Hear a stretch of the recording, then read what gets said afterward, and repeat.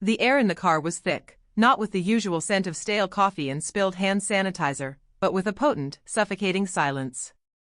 It wasn't the comfortable quiet of shared understanding, but the tense, heavy stillness that precedes a storm.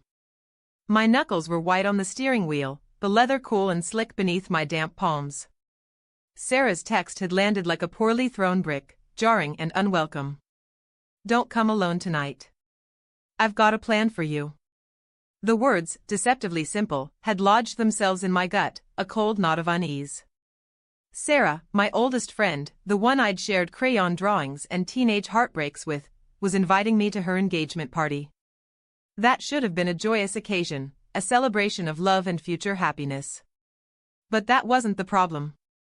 The problem was the casual, almost gleeful pronouncement that she'd devised a scheme for me, delivered with the same tone one might use to announce a surprise birthday cake or a particularly amusing anecdote. It wasn't a threat, exactly, not in the overt, menacing sense, but it felt like a declaration of war disguised as an olive branch, a subtle assertion of power wrapped in the guise of friendly intervention. I glanced at the passenger seat, where Liam was scrolling through his phone, lost in his digital world, seemingly oblivious to the maelstrom brewing within me. Liam, the reason for Sarah's subtle machinations, the unwitting catalyst for this unsettling shift in our long-standing dynamic. Liam, who was just starting to see me, really see me, after years of being overlooked, of blending into the background of his own life. Sarah, on the other hand, had always seen me as the quiet observer, the one who faded into the background, content to be the supporting character. She was the vibrant centerpiece, the one who commanded attention, the sun around which others orbited. For years, this dynamic had been fine, a comfortable arrangement that had served our friendship well. We were different, and our friendship had accommodated those differences with ease. She was the life of the party, the dazzling star, and I was the one who made sure everyone had a drink, a smile, a comfortable chair, the quiet anchor that allowed her to shine. But lately, something had shifted, a subtle but undeniable alteration in the currents of our connection. Liam had begun to pull me out of the shadows, to acknowledge my presence, my thoughts, my feelings, and Sarah. Sarah hadn't liked it. The idea of me stepping into a more prominent role, of being seen and appreciated in a way that rivaled her own spotlight, seemed to gnaw at her. The engagement party was at her parents' sprawling house, the kind with manicured lawns that seemed to stretch into infinity, and enough rooms to get lost in for hours. As we pulled into the long, winding driveway, flanked by ancient oak trees, a wave of manufactured cheer seemed to emanate from the house. It was a palpable aura, a sonic tapestry woven from laughter, the clinking of glasses, and the low hum of polite conversation. Sarah's parents, bless their oblivious hearts, were the epitome of gracious hosts, their smiles wide and unwavering, their hospitality a well-rehearsed performance.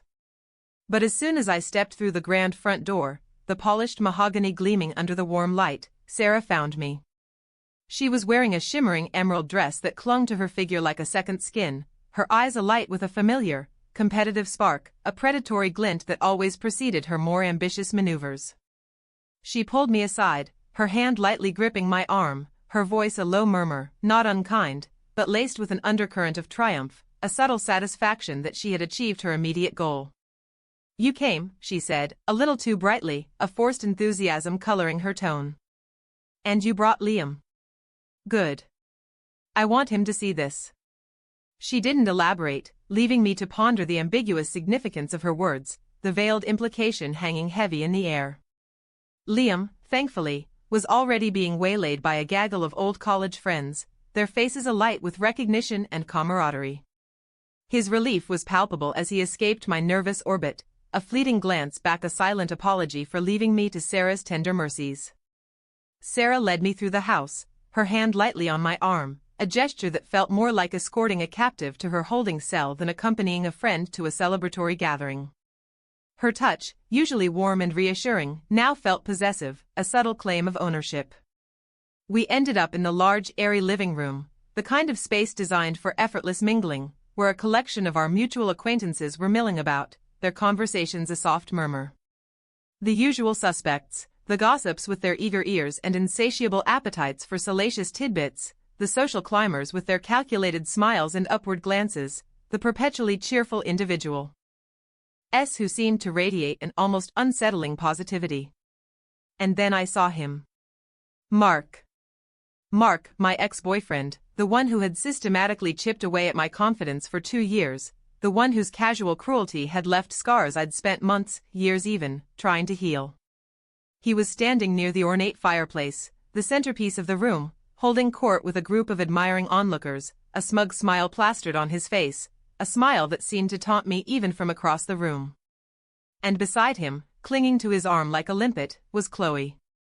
Chloe, Sarah's younger cousin, who had always been desperately trying to emulate Sarah, to capture even a fraction of her effervescent charm, and who had recently discovered a new role in her personal drama, my replacement.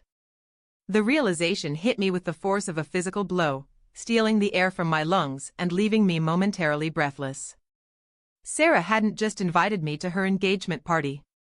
She had orchestrated a reunion, a carefully curated tableau designed to remind me of everything I'd lost, everything I'd been pushed aside for, everything she believed I was still vulnerable to.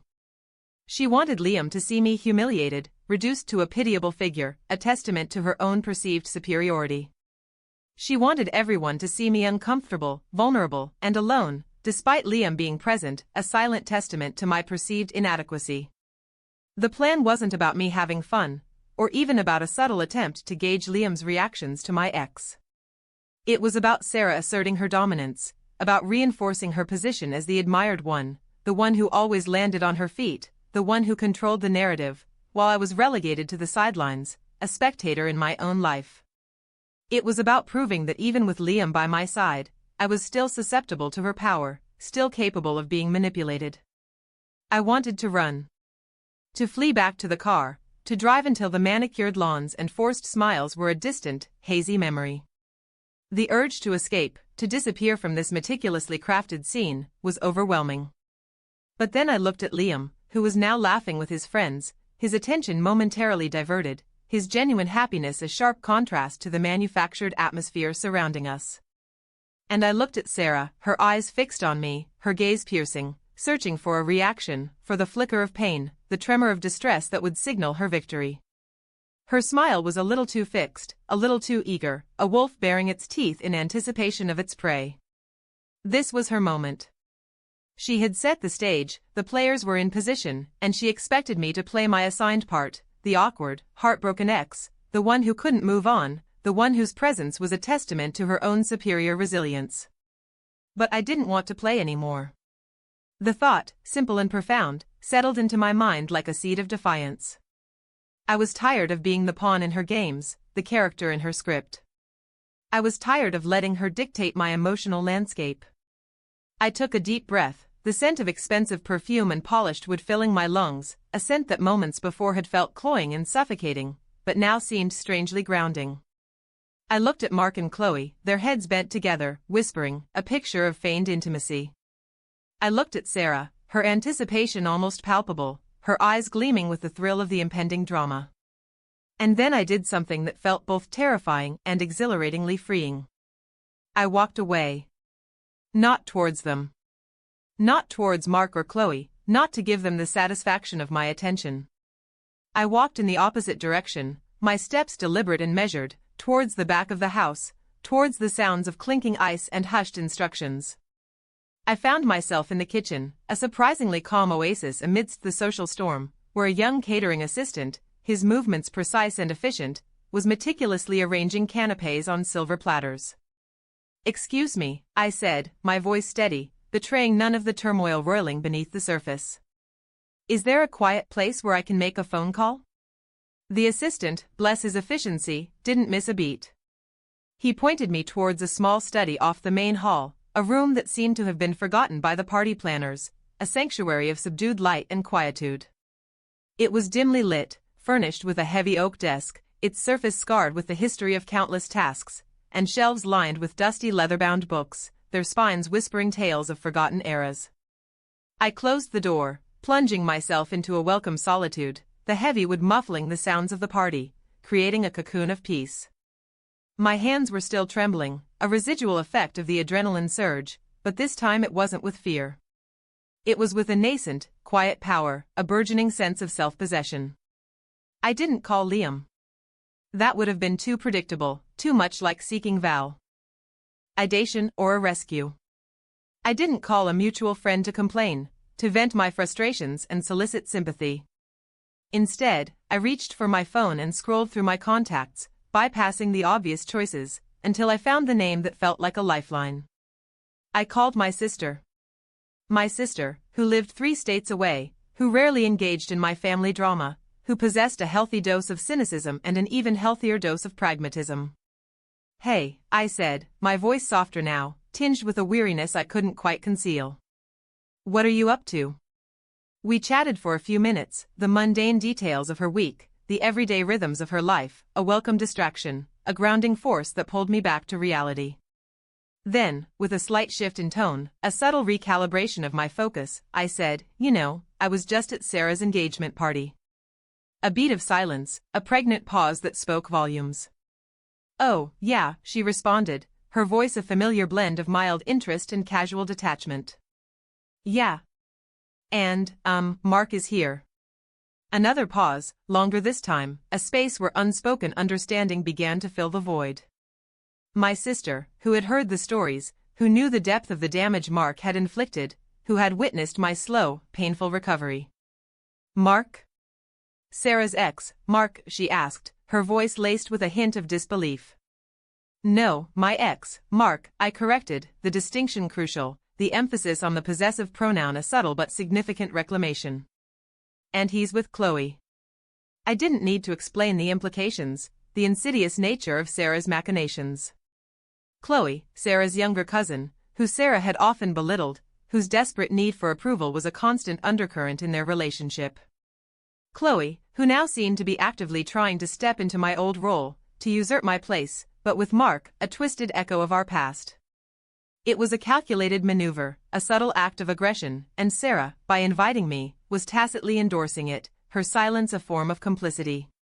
"That's something," my sister said finally, her voice laced with her characteristic dry amusement, a familiar tone that always managed to cut through the fog of my anxieties. "It is," I agreed, a small smile playing on my lips. "But you know what's funny? Sarah told me she had a plan for me tonight. I thought she meant something. I don't know. Something about trying to make me jealous, or uncomfortable. But I think I figured it out." I leaned against the desk, the cool wood grounding me, a solid anchor in the shifting sands of social expectation. Her plan wasn't about me. It was about proving she could still control the narrative, that she still held the reins. She wanted me to see Mark with Chloe, and to think that she'd orchestrated it to upset me, to see me squirm. She wants to see me reduced to my past vulnerabilities, to witness my downfall. "And is she seeing that?" my sister asked, her voice devoid of judgment, merely a quiet inquiry. A small, genuine smile touched my lips, a smile that reached my eyes and dispelled the lingering shadows. "No. Because I'm not playing the game anymore. I'm just observing." It was a simple statement, but it held a profound truth. I had transcended the need to participate in her drama, to be the object of her manipulations. I had chosen to be an observer, a detached witness to her efforts. I thanked my sister and hung up, the connection severed, leaving me in a quiet space of my own making. I stayed in the study for a few more minutes, letting the quiet seep into me, allowing the stillness to mend the frayed edges of my composure. When I finally opened the door, the party was in full swing, the energy of the room amplified by the passage of time. The laughter seemed louder, the music more insistent, the conversations more animated. I walked back into the living room, my gaze sweeping the room, not searching for Mark or Chloe, not seeking out Sarah's triumphant gaze, but for Liam. I found him near the bar, talking animatedly with a group of people, his face animated, his laughter genuine. I walked over, a simple smile on my face, a gesture of calm and ease. "Hey," I said. He turned, his face breaking into a relieved grin, a flicker of concern in his eyes quickly replaced by warmth. "There you are. I was wondering where you'd vanished to." "Just needed a moment," I said, my voice light and unburdened. The study was surprisingly peaceful. He nodded, his eyes scanning my face, a silent question in their depths. "Everything okay?"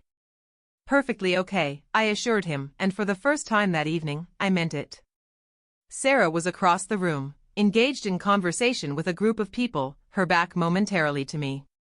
Her eyes, however, flickered towards me, a brief, almost imperceptible tightening around her mouth, a fleeting shadow of disappointment. She expected me to be glued to Mark's orbit, to be dissecting his every move with a forced smile, to be radiating an aura of quiet misery. Instead, as standing with Liam, my arm lightly brushing his, a natural, comfortable proximity that spoke of a different kind of connection. The rest of the evening passed in a strange kind of calm, an unexpected serenity that settled over me like a soft blanket. I didn't seek out Mark or Chloe. I didn't engage in hushed whispers or pointed glances. I talked to Liam, to other friends, to people whose company I genuinely enjoyed, and when Sarah's parents approached, their smiles as wide and unwavering as before, I was polite and engaged, offering genuine conversation and a warm demeanor. At one point, Mark and Chloe walked past, hand in hand, their intertwined fingers a deliberate statement. Chloe offered a nervous, saccharine smile, her eyes darting between me and Liam, seeking validation, perhaps hoping for a flicker of my discomfort. I met her gaze, offered a small, neutral nod, and turned back to Liam, my attention fully focused on his words. There was no anger, no resentment, just a quiet detachment, a serene indifference. Sarah watched. I saw her, her eyes tracking my movements, her gaze a tangible weight. She saw me not suffering, not performing the role she'd assigned me, not succumbing to her carefully laid trap. She saw me simply existing, unbothered, my equilibrium intact. Her carefully constructed plan, which relied on my reaction, on my visible distress, on my embodiment of the heartbroken ex, was falling apart. The silence in the room wasn't a void for her to fill with her pronouncements, it was a space I was choosing to occupy, a quiet assertion of my own agency. As Liam and I were leaving, the night air cool and refreshing after the stifling atmosphere of the party, Sarah intercepted us by the front door, her emerald dress shimmering in the porch light. Her smile was tight, her eyes sharp, a subtle accusation in their depths. Having a good time, she asked, the question loaded with an unspoken challenge, a veiled attempt to elicit a confession of my suffering. It was lovely, Sarah, I said, my voice light, genuine, and unforced. Thank you for inviting us. I met her gaze directly, holding it for a moment longer than was strictly necessary. It was enlightening. Her brow furrowed, a flicker of confusion, perhaps even a touch of annoyance, crossing her face. She wanted a reaction. She wanted me to confess to being upset, to acknowledge her power in orchestrating my discomfort, to validate her efforts. But I had already processed it, understood it, and moved beyond it.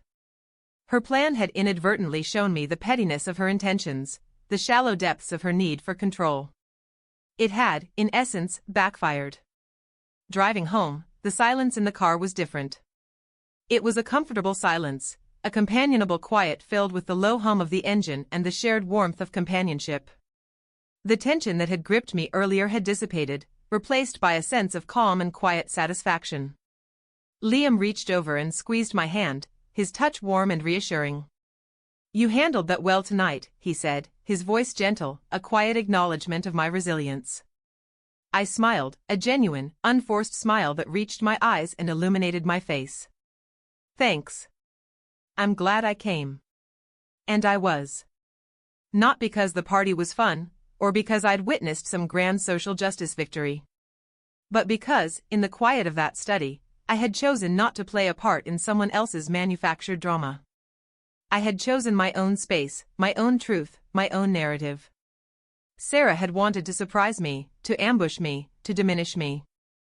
Instead, she had inadvertently given me the quietest, most unremarkable form of justice, the freedom to simply refuse to be a pawn.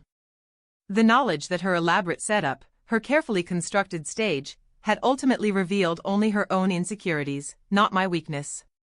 And that, in its own way, was more than enough. The car moved smoothly through the quiet streets, carrying us away from the superficiality of the party and towards the comfortable reality of our shared present.